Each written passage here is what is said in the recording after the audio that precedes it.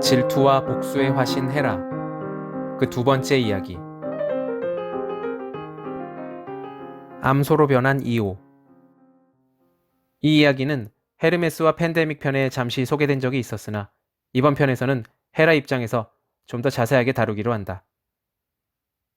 헤라는 어느 날 주위가 갑자기 어둑어둑해지는 것을 보고는 바로 남편 제우스가 필시 세상에 드러내기엔 뭔가 뒤가 캥기는 짓을 하고는 이를 숨기려고 구름을 일으킨 것이라고 생각했다.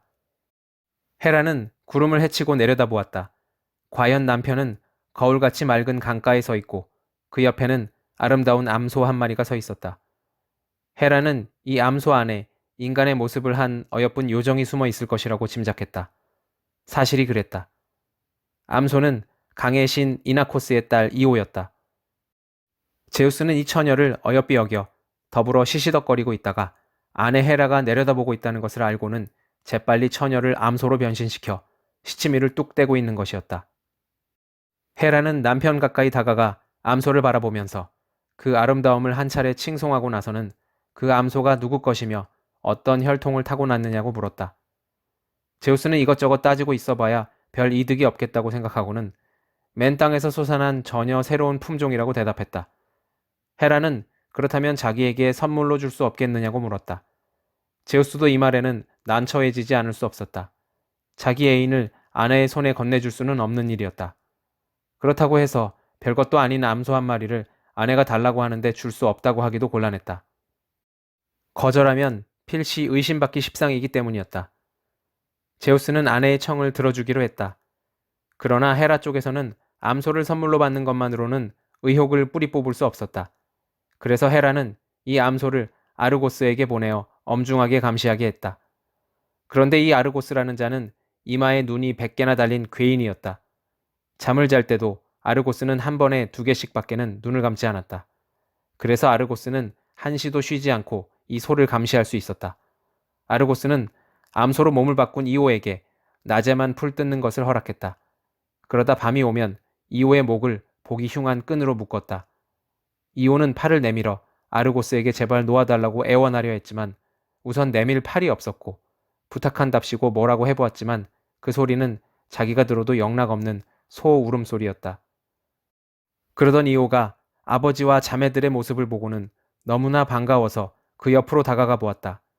하지만 그들은 이오의 등을 토닥거리며 참으로 멋진 소라고 칭찬할 뿐 그 암소를 자기 딸, 자기 자매로 알아보지 못했다. 아버지가 풀을 집어 먹이려 하자 이오는 아버지의 손을 핥았다. 이오는 어떻게 하든지 자기가 당한 일을 아버지에게 전하고 싶었다. 그러나 말이 나오지 않았다.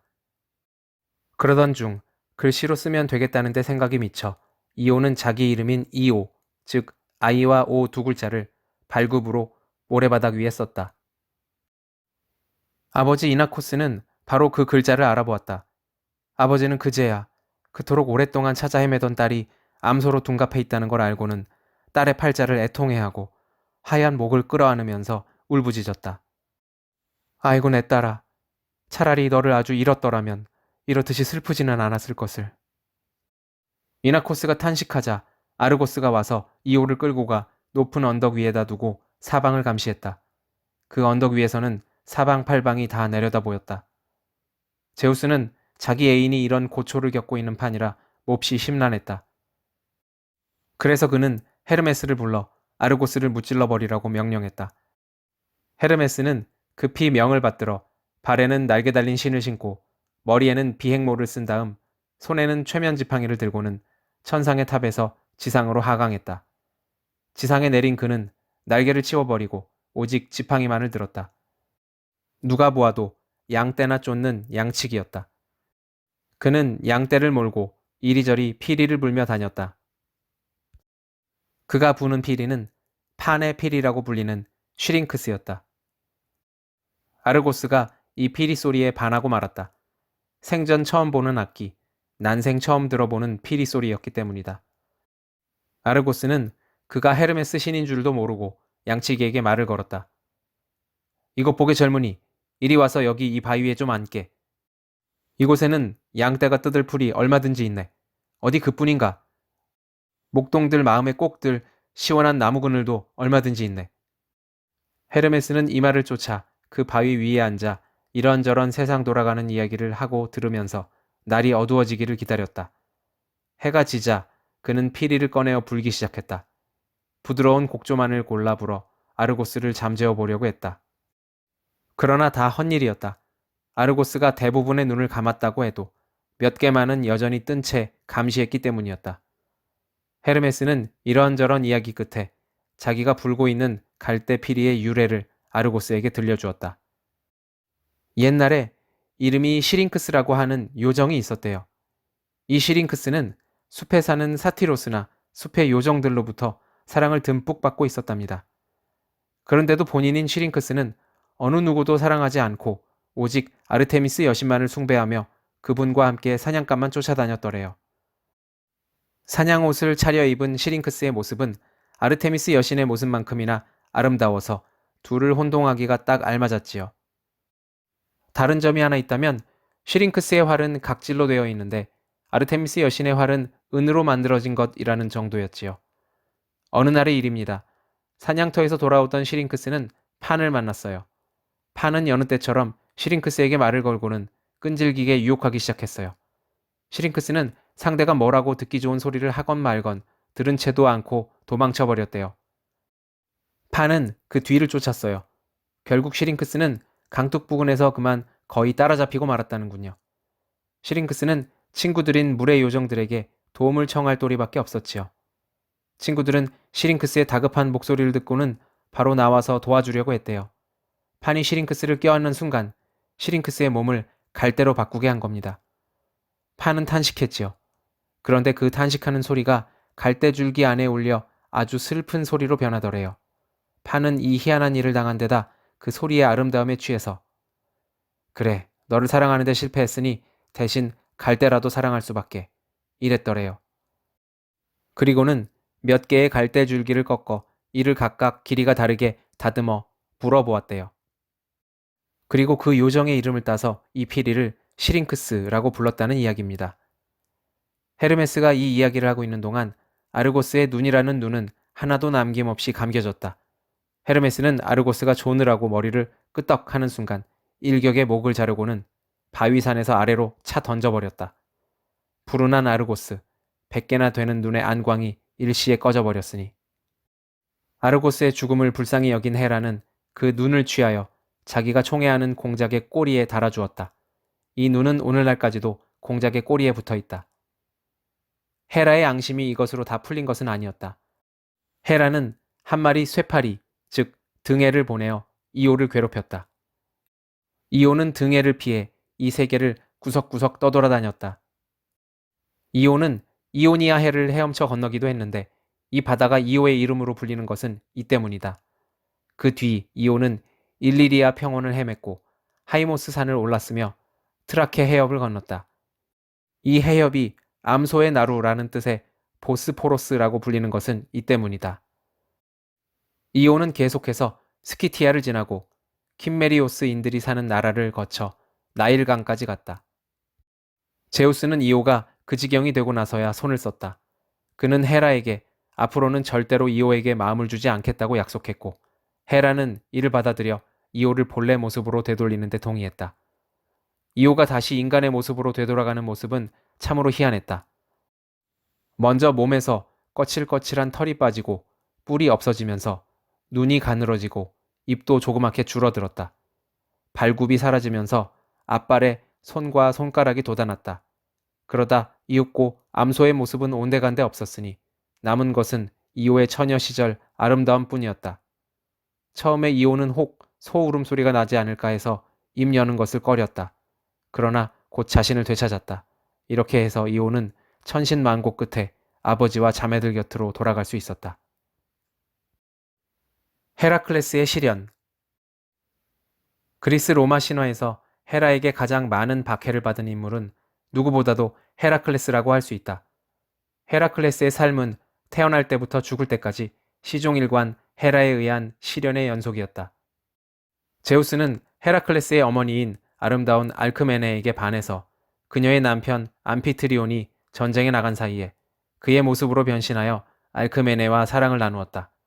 제우스는 알크메네의 의심을 풀기 위해 마치 실제로 전쟁에 나갔다 온 사람처럼 전리품을 선물로 주고 전쟁터에서의 이야기도 들려주었다. 다음날 전쟁터에서 돌아온 진짜 암피트리온은 아무것도 모른 채 아내와 잠자리를 가졌고 얼마 뒤 알크메네는 쌍둥이를 임신하여 낳았는데 이들이 바로 헤라클레스와 이피클레스였다. 헤라는 헤라클레스가 제우스의 자식임을 이미 알아채고 쌍둥이가 누워있는 방으로 독사 2마리를 보내 어린 헤라클레스를 죽이려 했다. 어린 아들의 자지러지는 울음소리를 들은 암피트리온이 칼을 빼들고 방으로 가보니 이피클레스는 겁에 질려 울고 있는데 헤라클레스는 양손에 뱀을 1마리씩 쥐고 있었다. 뱀들은 목이 졸려 죽어 있었다. 이때 헤라클레스는 태어난 지 겨우 10달이었다.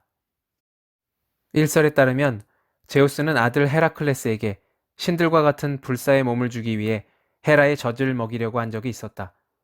제우스는 헤라가 깊이 잠든 것을 확인한 뒤 어린 헤라클레스를 헤라의 가슴으로 데려가 젖을 물렸는데 아기의 젖 빠는 힘이 너무 세서 그만 헤라가 잠에서 깨고 말았다.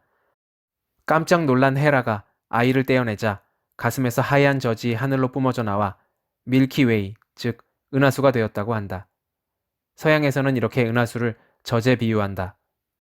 이후 청년으로 자라난 헤라클레스는 테바이를 괴롭히던 이웃나라 오르코메노스를 물리친 공로로 테바이 왕 크레온의 딸 메가라 공주와 결혼하여 자식들도 낳으며 한동안 행복하게 살았다.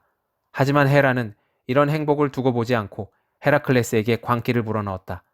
그러자 헤라클레스는 갑자기 아내와 아이들을 짐승들로 여겨 모두 목졸라 죽여버렸다. 제정신이 든 헤라클레스는 가슴을 쥐어뜯으며 고통스러워했다.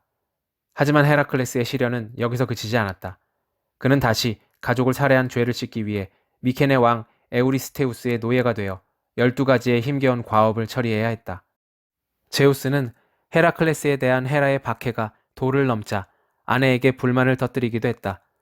자신의 거듭된 경고에도 불구하고 헤라가 또다시 헤라클레스를 죽이려 하자 화를 내며 헤라의 발에 무거운 모루를 달아 하늘에 매달아 놓았던 것이다. 이때 헤파이스토스가 어머니 헤라를 변호하다 제우스의 분노를 사는 바람에 올림포스에서 지상으로 내던져져 절름발이가 되고 말았다. 헤라클레스는 질투에 불타는 헤라의 극심한 박해와 온갖 시련을 이겨내며 그리스 최고의 영웅으로 성장하였고 죽은 뒤에는 신의 반열에 올라 마침내 헤라와 화해하고 그의 딸인 청춘의 여신 헤베와 올림포스에서 천상의 결혼식을 올렸다. 장님이 된 테이레시아스. 헤라와 제우스의 다툼은 비단 여자 문제에만 국한되지 않았다. 어느 날 제우스가 넥타르, 즉 신들이 마시는 술을 갑신하게 마시고 아내 헤라에게 농을 걸었다. 사랑으로 득을 보는 것은 남성이 아니라 여성일게요. 여자 쪽에서 보는 재미가 나을 테니까. 제우스의 이러한 희롱에 헤라는 그렇지 않다고 말했다. 부부가 남성이다, 여성이다 이렇게 토닥거리다가 결국 남성과 여성, 즉 양성으로 사랑을 경험했다는 점쟁이 테이레시아스에게 물어보기로 의견을 모았다. 테이레시아스가 양성을 경험한 내력은 이렇다. 어느 날 산길을 가던 테이레시아스는 굵은 뱀 2마리가 사랑을 나누고 있는 것을 보고는 별 생각 없이 지팡이로 때려 주었다. 남성이었던 테이레시아스는 이때부터 여성이 되어 7년 동안을 여성으로 살았다. 8년째 되던 해의 어느 날 똑같은 뱀이 또 뒤엉켜 있는 것을 본 여성 테이레시아스는 내심 이렇게 생각했다. 너희에게 때린 사람의 성을 바꾸는 기특한 권능이 있는 모양이니 내 다시 한번 때려줄 수밖에.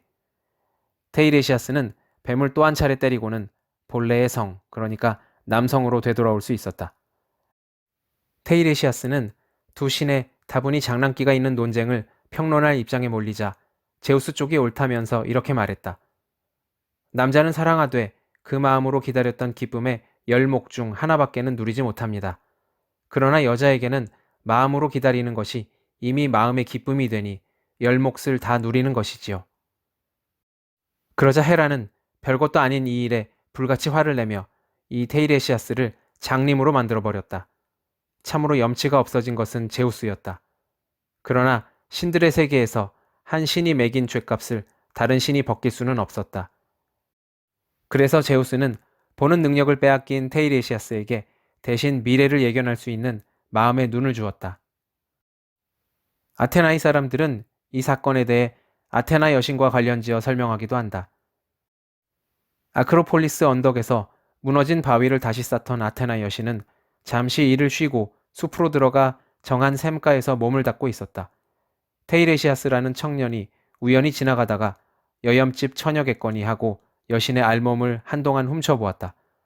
까마귀 덕분에 엿보는 자가 있음을 안 여신은 테이레시아스를 가까이 불러 이것은 신들의 목이라는 말과 함께 한 손으로 테이레시아스의 눈을 쓰다듬고 이것은 아테나의 목이라면서 다른 한 손으로는 테이레시아스의 가슴을 쓰다듬었다. 이로써 테이레시아스는 육안을 잃고 장님이 되는 대신 시만을 얻게 된다. 어찌되었든 그 후 테이레시아스는 그리스 최고의 예언자가 되었으며 심지어 저승에 가서도 예언 능력을 잃지 않았다고 한다.